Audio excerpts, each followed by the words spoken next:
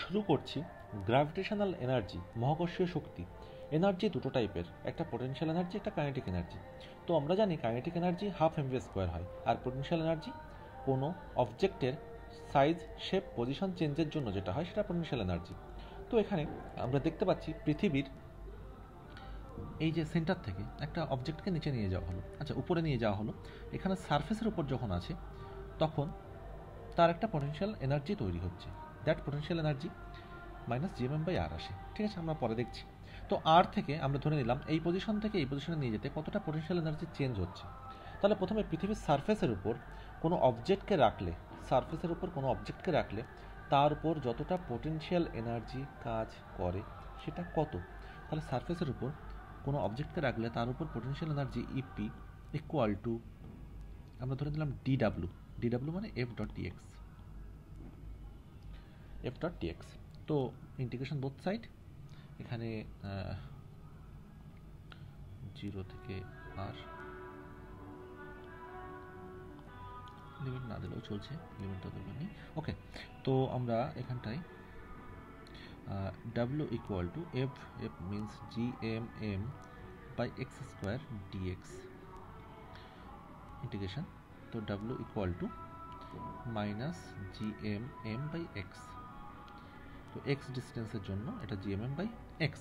তাহলে আর ডিস্টেন্সে, কেন্দ্র থেকে আর ডিস্টেন্সে যেটা থাকবে, তাহলে সেক্ষেত্রে ইপি ইকুয়াল টু কত হবে, এটা এটা ইপি। হ্যাঁ, তো EP equal to minus GMM by R. তাহলে পৃথিবীর পৃষ্ঠের উপর কোনো বস্তুর স্থিতিশক্তি মাইনাস জিএমএম বাই আর।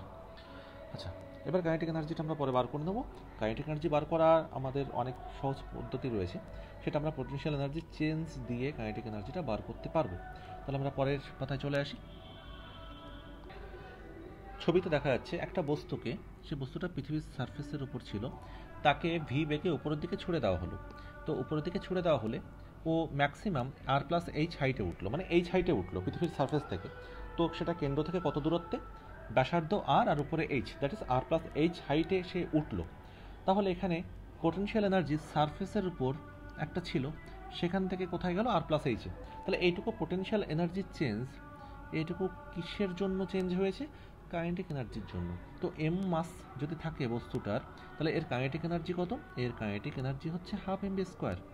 তাহলে সেই হাফ এমবি স্কোয়ারটা চেঞ্জ হয়ে কি হয়েছে, পোটেনশিয়াল এনার্জিতে কনভার্ট হয়েছে। কার পোটেনশিয়াল এনার্জি, দুটো জায়গার মধ্যে, একদম টপ পয়েন্ট আর সারফেসের উপর। তাহলে কত থেকে কোথায় নিয়ে গেছে, আর থেকে আর প্লাস এইচের জায়গায় নিয়ে যাওয়া হয়েছে তাকে।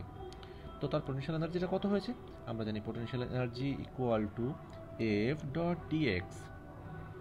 তো half m v square equal to integration R থেকে R plus H, F means G M M by x square dx.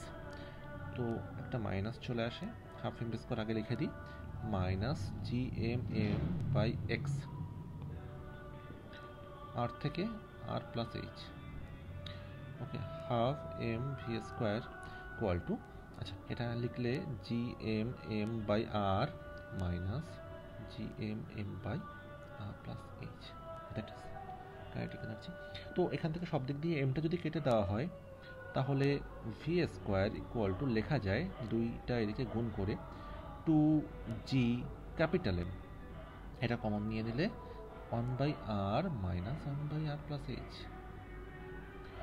তো এখানে ভেলোসিটিটা অবভিয়াসলি, তাহলে এই যে হাইটে তোলার জন্য কত ভেলোসিটি দরকার, V equal to root over of two G M two 1 by R minus 1 by R plus H. তো এইভাবে ভিটা বার করা যেতে পারে এখান থেকে। তো হাফ এম ভি স্কোয়ার দিয়ে কী করে পোটেনশিয়াল এনার্জি চেঞ্জটা বার করা হয় সেটা আমরা দেখে নেব, বিভিন্ন অঙ্ক করার সময় এগুলো কাজে লাগবে, এটা ভেরি ভেরি ইম্পর্টেন্ট। তো এবার আমরা নেক্সট মোস্ট ইম্পর্টেন্ট টপিকে আসছি, কেপলারস ল।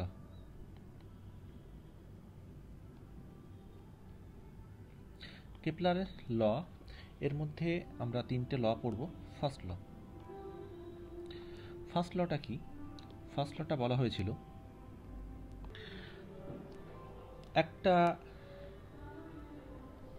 এই সৌরজগতের যে আমাদের যে কক্ষগুলো রয়েছে, কক্ষ বা উপকক্ষগুলো যেগুলোতে পৃথিবী প্রদক্ষিণ করে, তো এর একটা সেন্টারে নয়, এটা আর একটা ফোকাস, এটা একটা উপবৃত্তাকার কক্ষপথ, হ্যাঁ, একটা ইলিপ্টিক্যাল পথ। তো তার দুটো ফোকাস থাকে, আমরা পড়ে এসেছি ম্যাথমেটিক্সে।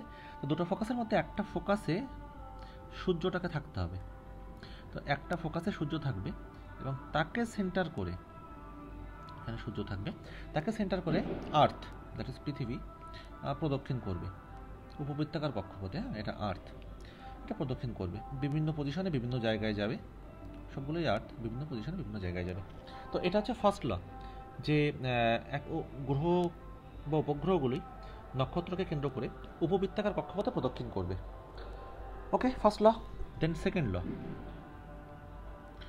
সেকেন্ড ল কি, এই মানে এই গ্রহগুলি যে সূর্যকে কেন্দ্র করে ঘুরছে, এই সমান সময় সমান ক্ষেত্রফল অতিক্রম করবে। সমান সময় সমান ক্ষেত্রফল মানে এখান থেকে এখানে আসতে যদিও টি টাইম লাগে, অবভিয়াসলি এখান থেকে এখানে যেতে যদি টি টাইম লেগে থাকে, তাহলে এইটুকু সারফেস এরিয়া দিস আর এইটুকু সারফেস এরিয়া, এটা সমান সমান হবে। তার মানে এইটাকে আমি যদি ধরে নিই, এইটা A1, এটাকে যদি A2 ধরে নিই, তো একই টাইমে যদি এইটুকু জায়গা কভার করে, তাহলে A1 ইকুয়াল টু A2 হবে, সারফেস এরিয়াগুলো সমান সমান হবে। এটা হচ্ছে থার্ড।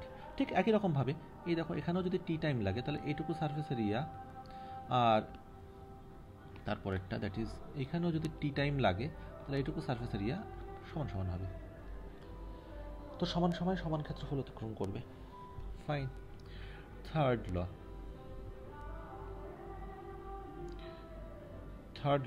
থার্ড লতে কি বলেছে? থার্ড লতে বলেছে যে এইখান থেকে এই যে সূর্যটা, এইখানে সূর্যটা, ওকে মুছে দিই বুঝতে সুবিধার জন্য। ফাইন, সূর্যটা একটা ফোকাসে ছিল, এখান থেকে পৃথিবীটা ঘুরছিল। এনিওয়ে, তো পৃথিবীটা বিভিন্ন পজিশনে ঘুরছে। তো এইখান থেকে যখন পৃথিবীটা এখানে আছে, এখান থেকে যে ডিস্টেন্স, অবভিয়াসলি এখান থেকে এখানে ডিস্টেন্সটা আলাদা হবে, কম হবে। তো আমি বলবো কি, পৃথিবী থেকে সূর্যের দূরত্ব কত? কখনো এইভাবে বলা যায় না যে কোন ডিস্টেন্সটা নেব, এইটা নেব নাকি এটা নেব। তাহলে বলা হয় যে এটা এভারেজ ডিস্টেন্স না হোক, সবগুলোকে ডিস্টেন্সটা নিয়ে একটা গড় করে। তো সেই এভারেজ ডিস্টেন্সটাকে আমি ধরে দিলাম আর, পৃথিবী থেকে সূর্যের দূরত্ব আর, এভারেজ ডিস্টেন্স। এবং এই টোটাল এই সূর্যটাকে, এই পৃথিবীটাকে সূর্যকে পুরো রাউন্ড দিয়ে ঘুরে আসতে 365 দিন সময় লাগে। দ্যাট ইজ পুরো ঘুরে আসতে যে টাইমটা লাগে তাকে বলা হয় টাইম পিরিয়ড, টি, টাইম পিরিয়ড। আর আরটা হচ্ছে average distance, AVG, average distance. ব্যাস। তো থার্ড লতে বলা হয়েছিল যে কোনো গ্রহ বা উপগ্রহে কোনো মানে নক্ষত্রের চারিদিকে যখন ঘুরছে, এই ঘূর্ণন কাল, that is T, time period, তার স্কোয়ার, তাদের মধ্যে যে এভারেজ ডিস্টেন্স তার কিউবের সঙ্গে প্রপোর্শনাল। তো প্রপোর্শনাল দিলে একটা কনস্ট্যান্ট আসে, কনস্ট্যান্টটা কত আসে সেটা আমরা পরে বার করে নেব। তাহলে কেপলারের third law, that is very very important, এটা দিয়ে আমাদের কাজে লাগবে। তাহলে সূর্যের চারিদিকে যখন পৃথিবী ঘোরে, তখন এটা বার্ষিক গতি না, মানে আমাদের বছরে চেঞ্জ হয়। তাহলে বছরের যখন চেঞ্জের গল্পগুলো দেবে, যে পৃথিবী সূর্যের দূরত্ব কত হয়ে গেলে বছরের কী চেঞ্জ হবে, তখন কিন্তু এই ফর্মুলা ইউজ করে আমাদের অঙ্কগুলো করতে হবে। আর এর চেঞ্জের সঙ্গে সঙ্গে টিটা চেঞ্জ হবে, আর কমলে টি কমে যাবে। তার মানে দেখো এখানটায় এই পজিশনগুলোতে আর কিন্তু কমে গেছে, যখন আর কমে যাবে এই পজিশনগুলোয় টি কিন্তু কমে গেছে, মানে খুব কম টাইমের মধ্যে এখানে পাস করে যাবে। অবভিয়াসলি আমাদের কম ক্ষেত্রফল বানাতে হবে না, টি তো কমে যাবেই। তো এই জন্য আমাদের শীতকালটা খুব ফাস্ট চলে যায়। আমাদের বছরে 6 মাস শীতকাল, 6 মাস গরম হওয়া উচিত ছিল, কিন্তু আমরা নর্থ পোলে বাস করি, এবং নর্থ পোল যখন থাকে, আমরা যখন শীতকাল, তখন সূর্যটা পৃথিবীর খুব কাছাকাছি চলে আসে, মানে পৃথিবীটা সূর্যের খুব কাছাকাছি চলে আসে অ্যাকচুয়ালি। তো কাছাকাছি চলে আসার জন্য ও খুব তাড়াতাড়ি চলে যায়, এই জন্য শীতকালটা আমাদের খুব তাড়াতাড়ি 2-3 মাসের মধ্যে চলে যায়। এনিওয়ে, তাহলে টি স্কোয়ার প্রপোর্শনাল আর কিউব। আচ্ছা, এবার আমরা আসবো এখান থেকে স্যাটেলাইটের ভেলোসিটি। ধরে নিলাম আর্থ এর মাস ক্যাপিটাল এম, এবং স্যাটেলাইটটা আর্থের চারিদিকে স্মল আর ডিস্টেন্সের অরবিটে এম মাস, হ্যাঁ, এম মাসটা এখানে ঘুরছে। ওকে, একে সেন্টার করে ঘুরছে। তো এই স্যাটেলাইটটার অরবিটাল স্পিডটা কত। তো অরবিটাল স্পিড বার করতে গেলে আমরা জানি যে এটা দুটোর কম্পোনেন্ট আছে। একটা এ যদি একে কেন্দ্র করে এইভাবে ঘুরতে থাকে, তাহলে বাইরের দিকে একটা centrifugal force that is mv²/r এটা কাজ করবে স্যাটেলাইটটার বাইরের দিকে।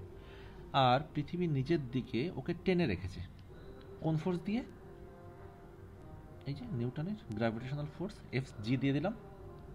Fg means G capital M small M by এখান থেকে ওই পর্যন্ত ডিস্টেন্স, এইখান থেকে ডিস্টেন্স কত? Small R square, that is r+h whole square.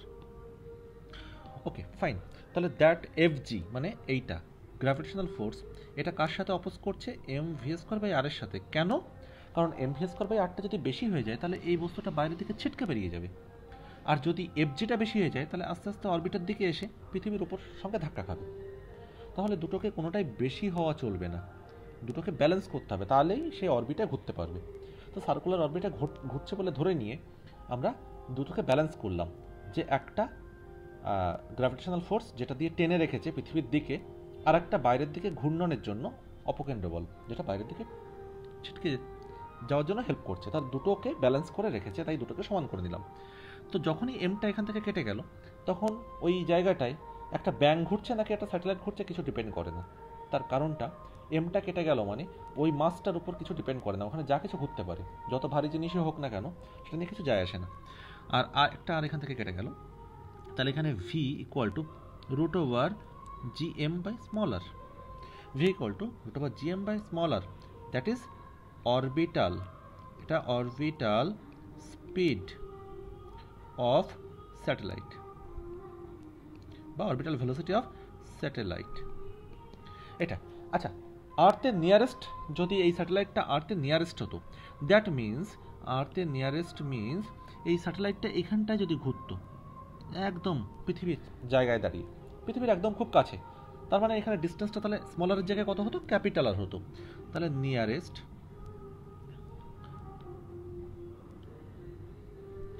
Satellite nearest to earth, তখন কি হতো? তখন স্মলার টেন্স টু কাছাকাছি আর এর সঙ্গে সমান প্রায়। তো সেক্ষেত্রে ভেলোসিটি হতো √/gm/R। তাহলে আর্থের নিয়ারেস্ট কোনো স্যাটেলাইটের ভেলোসিটি √/gm/R, এটা হচ্ছে orbital speed of satellite. Then come to escape velocity. Escape velocity, escape velocity কি?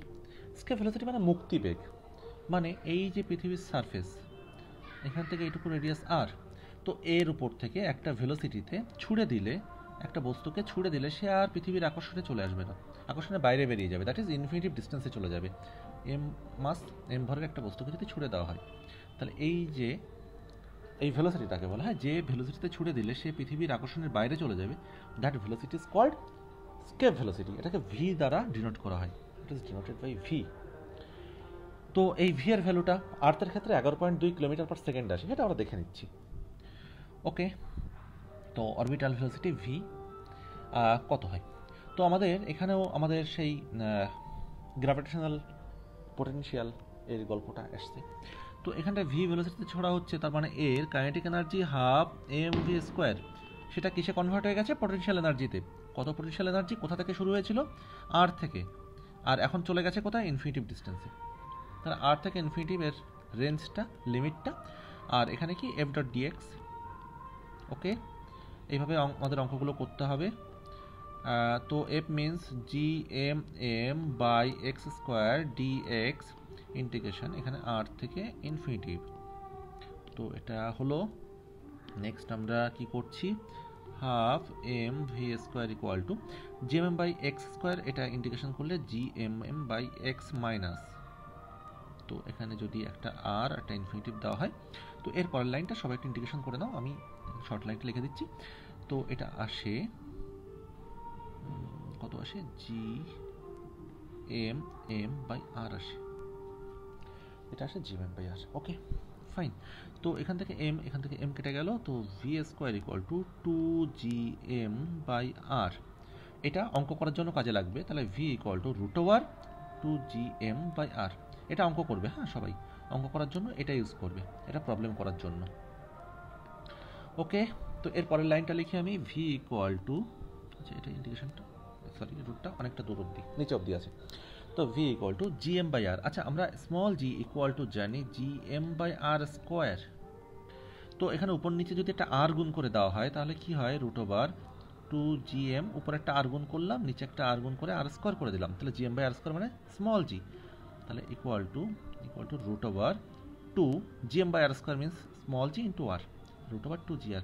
এটা দিয়ে কেন অঙ্ক করতে বারণ করলাম, কারণ তুমি যে অঙ্কগুলো করবে সেখানটায় আর এর ভ্যালুটা বসাবে, কিন্তু জি এর ভ্যালুটা gm/r² এটা বসাবে না, এটা ভুলে যাবে।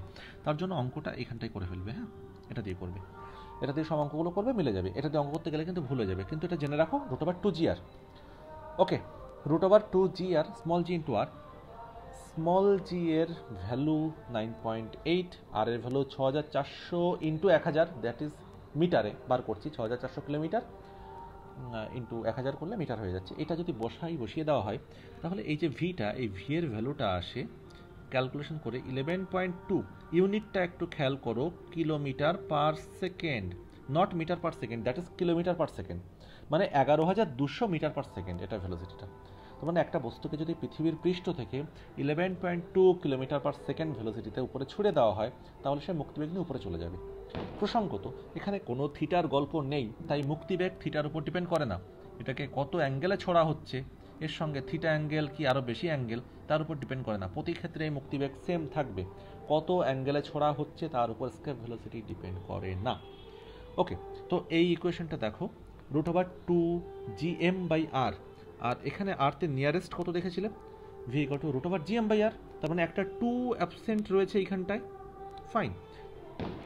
তাহলে একটা 2 অ্যাবসেন্ট রয়েছে ওইখানটায়, 2টা অ্যাবসেন্ট থাকার জন্য এটা মুক্তিবেগ হলো না। তাহলে মুক্তিবেগ হতে গেলে কি করতে হবে, একটা √2 গুণ করতে হবে। তার মানে অরবিটাল স্পিডের সঙ্গে তাহলে escape velocity VE equal to orbital স্পিডের সঙ্গে, এটা অরবিটাল, হ্যাঁ ভিওটা অরবিটাল, √2 যদি গুণ করা হয় তাহলে সেটা ভির সাথে সমান হবে, তাই তো। দেখো এখানে যদি √2 গুণ করা হতো, এই যে এই √2 এখানটা যদি গুণ করা হতো অরবিটাল স্পিডের সঙ্গে তাহলে সেটা কি হয়ে যেত, স্কেপ ভেলোসিটি হয়ে যেত, দ্যাট ইজ ভিই। ঠিক আছে, এটা সব ভিই, এগুলো ভিই। ওকে ফাইন, তো এটা মুছে দিতে হবে, হ্যাঁ হ্যাঁ ওকে ফাইন। তো এটা তাহলে একটা অরবিটাল মানে একটা স্যাটেলাইটকে তার ভেলোসিটি কত টাইমস ইনক্রিজ করলে বা কত গুণ বৃদ্ধি করলে সে মুক্তিবেগ লাভ করবে, একদম আনসার হবে √2 গুণ বৃদ্ধি করলে সে মুক্তিবেগ লাভ করবে। কারণ যদি অরবিটাল স্পিডের সঙ্গে যদি তাকে √2 গুণ বৃদ্ধি করা হয়, √2 মিনস 1.414, এত টাইমস, এত গুণ যদি বাড়ানো হয় একটা অরবিটাল স্পিডের মানে একটা স্যাটেলাইটের স্পিডকে, হ্যাঁ তো সেটা মুক্তিবেগ, মানে সে পৃথিবীর আকর্ষণের বাইরে চলে যাবে, সে আর পৃথিবীতে ফিরে আসবে না। আচ্ছা অরবিটাল স্পিড দিয়ে আমরা শিখেছিলাম orbital speed VO, that means √ over পৃথিবীর কাছাকাছি নিয়ারেস্ট, হ্যাঁ gm/r, একদম আর্থের নিয়ারেস্ট কোনো স্যাটেলাইটের। ওকে, তুমি আর্থের দূরের কোনো কিছু নিয়ে শেখো, তাহলে gm/r, আর্থ থেকে দূরে, অনেক দূরে, আর দূরে। তো এটা হলো। আচ্ছা ভিও মিনস, ভি মানে কি, ভি মানে অরবিটাল স্পিড।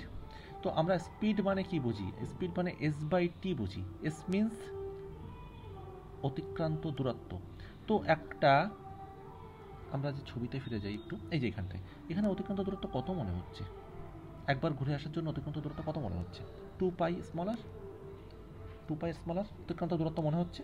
চলো ফাইন, তাহলে 2π smaller, s equal to 2π smaller.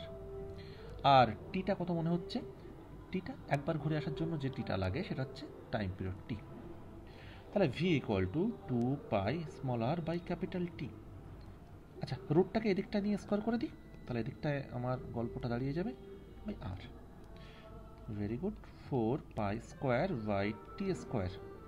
আচ্ছা একটা আর স্কোয়ার হবে, হ্যাঁ 4π r square by T square equal to gm/r। তাহলে এখানে টি স্কোয়ার ইকুয়াল টু কী পাচ্ছি, দেখো এদিকে সব চলে যাচ্ছে, 4π স্কোয়ার রয়েছে, নিচে gm চলে এলো, এখানে আর কিউব হয়ে গেল। তাহলে এই 4π স্কোয়ার আর gm এটাকে যদি কনস্ট্যান্ট ধরা হয়, দেখো কনস্ট্যান্ট তো, জি গ্র্যাভিটেশনাল কনস্ট্যান্ট, এম আর্থের মাস বা সানের মাস যাই হোক, যা কিছু হোক না কেন কনস্ট্যান্ট। আর তাহলে আর আর টিটা এখানে ভেরিয়েবল, তাহলে আর আর টি এর রিলেশন কি, যদি বাকিগুলো কনস্ট্যান্ট হয় আর T square proportional R cube. এটা কেপলারের third law, that is Kepler এইভাবে প্রমাণ করেছিল, কেপলার থার্ড ল। তাহলে কেপলারের থার্ড ল এখান থেকে প্রমাণ করা যাচ্ছে কিভাবে, এইভাবে। তাহলে এখানে কেপলারের থার্ড ল যে কনস্ট্যান্টটা এসেছিল সেটা কত, 4π² আমরা কেপলারের থার্ড ল কোথায় দেখেছিলাম, এখানে থার্ড ল দেখেছিলাম। তাহলে এখানে আমরা T square equal to 4π² that will be constant, R cube এটা হচ্ছে কনস্ট্যান্ট। তো এটা হলো আমাদের ওভারঅল গ্র্যাভিটেশন, একটু ভালো করে দেখে নেবে সবাই। ফিনিশ।